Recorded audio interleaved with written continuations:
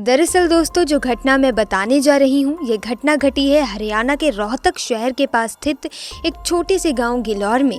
इस गांव के बड़े बुजुर्गों का ये मानना है कि बहुत पुराने टाइम में एक सपेरे को वरदान देते हुए एक इच्छाधारी नागिन इस गांव में बस गई थी। इस गांव के लोग उस नागिन को देखकर बहुत ज़्यादा घबराते थे, यहाँ तक कि लोगों ने अपने घरों से निकलना ही छोड़ दिया था। एक दिन उसी नागिन ने इस गाँव के सरपंच को सपने में आकर दर्शन दिए और सपने में ये कहा कि क्या हुआ, तुम लोग मुझसे इतना ज़्यादा घबराते क्यों हो, मुझे बहुत ज़्यादा चिंता होती है। तो उस गांव के सरपंच ने उसे बताया कि हमें बहुत ज़्यादा डर लगता है, हम आपके रूप को देखते ही घबरा जाते हैं। तो नागिन ने उसे सपने में कहा कि तुम लोग घबराओ मत, आज से मैं गांव के पास वाले तालाब के अंदर ही बस जाऊंगी और उस सही समय आने पर ही बाहर आऊंगी। इतना कहकर नागिन अचानक गायब हो गई और सरपंच की आंख खुल गई। जब सरपंच की नींद खुली तो वो बहुत ज़्यादा घबराया हुआ था, उठकर अपने परिवार वालों को सारी बात बताता है।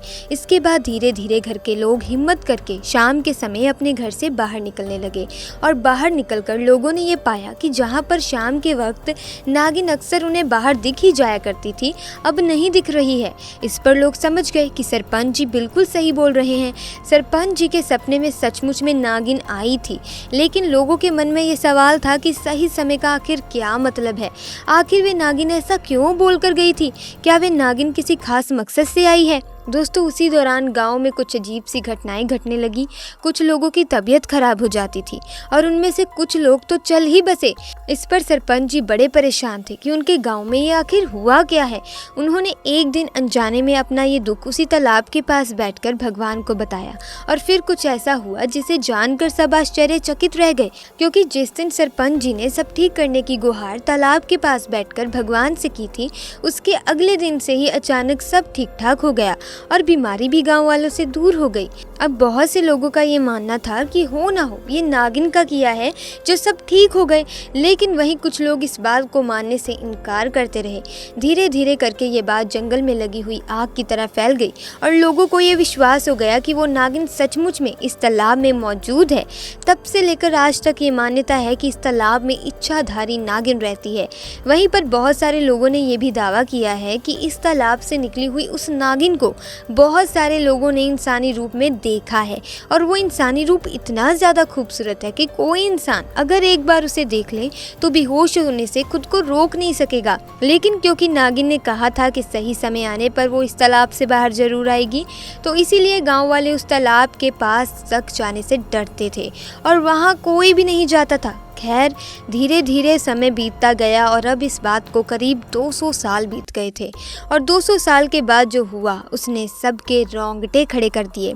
दोस्तों, सुनील कुमार नाम के एक आदमी जो कि पेशे से कपड़े बेचने वाला था, इस गांव में रहा करता था। सुनील कुमार का बचपन इसी गांव में बीता था, पर काम के सिलसिले में वो अब दिल्ली शिफ्ट हो गए, मगर उसके माता पिता अभी भी इस गांव में रहते हैं। क्योंकि सुनील कुमार इसी में बड़ा हुआ था, उसे इस तालाब वाली कहानी मालूम थी, लेकिन अब दिल्ली चले जाने के बाद वो इन सब बातों पर ज़्यादा ध्यान नहीं देता था।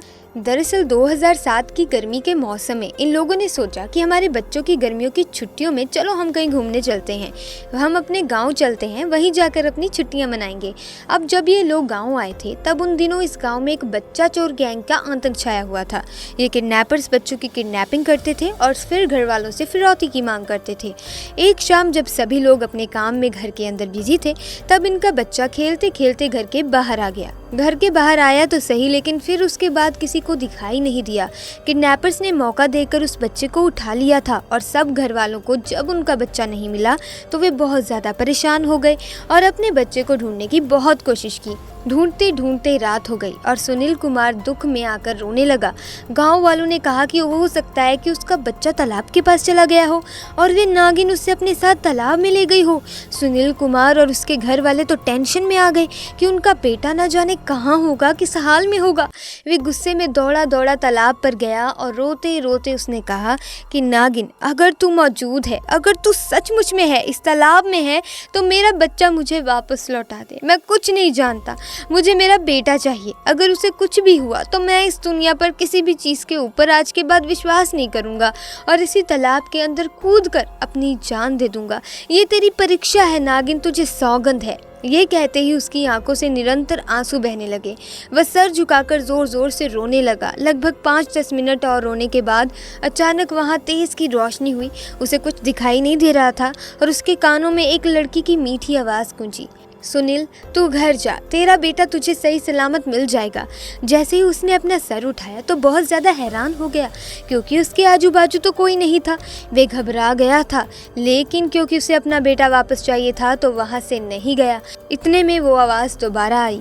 उसे सुनाई दी जो वो कह रही थी कि सुनील मेरा विश्वास करो, तुम्हारा बच्चा घर पर ही है। सुनील कुमार ने सोचा कि कहीं ये नागिन की तो आवाज़ नहीं और वे सच कह रही हो। सुनील कुमार फौरन अपने घर की तरफ भागने लगा। घर पहुंचकर वे देखता है कि उसका बेटा घर पर ही है।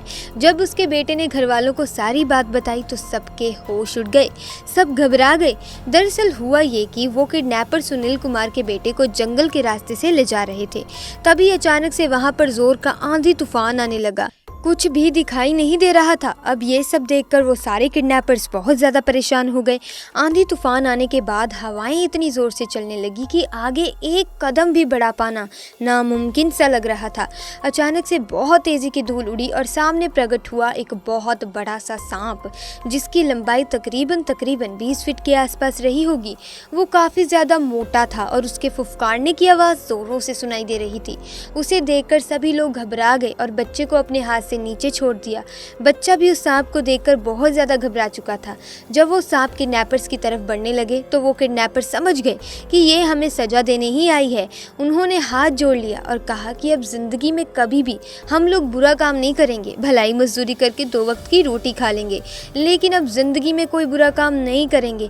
ऐसा कहकर वो किडनैपर्स हाथ जोड़कर गिड़गिड़ाने लगते हैं और अचानक से वो नागिन बहुत तेजी से दूसरी दिशा में जाने लगती है, जिसे देख किडनैपर्स वहां से अपनी जान बचाकर भाग जाते हैं।